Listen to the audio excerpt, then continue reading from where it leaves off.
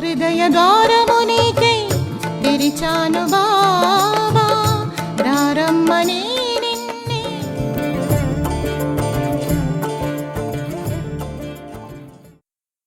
శ్రీపాద కృష్ణదేవ్. ఇతడు శ్రీ బాలకృష్ణ విశ్వనాథ దేవ్ కుమారుడు. మనం శ్రీ సాయి సచిత్రలో బీవీ దేవ్ అంటాం కదా, అతని కుమారుడు శ్రీపాద కృష్ణదేవ్. ఇతడు 31 డిసెంబర్ 1951న ప్రమాదం కారణంగా గాయంతో ఆసుపత్రిలో ఉన్నాడు. ఆ తండ్రి తనయులు ఇరువురు సాయికి అంకిత భక్తులే. ఒకరిని మించిన వారు మరొకరు సాయి భక్తులు.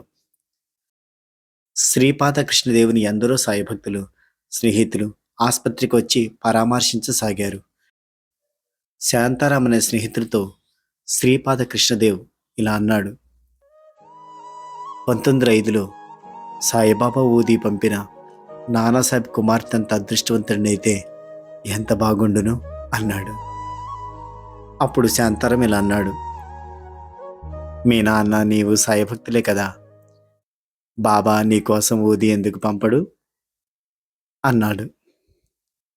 మరునాడు శంకర్రావు అనే వ్యక్తి వచ్చి, నేను నిన్న షిరిడీలో మన స్నేహితుడి విఠలరావుకి నీకు జరిగిన ప్రమాదం గురించి చెప్పగానే అతను ఊది ఇచ్చి నీకు ఇవ్వమన్నాడు అని ఊది పొట్లాన్ని ఇచ్చాడు.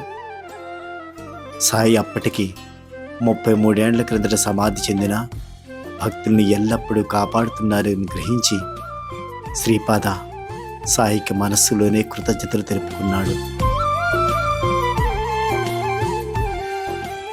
నేను సమాధి చెందిన సమాధి నుంచే నేను సర్వకార్యాలు నిర్వహిస్తాను,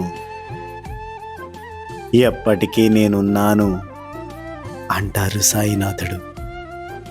నమామీశ్వరం సద్గురుం సాయినాథం.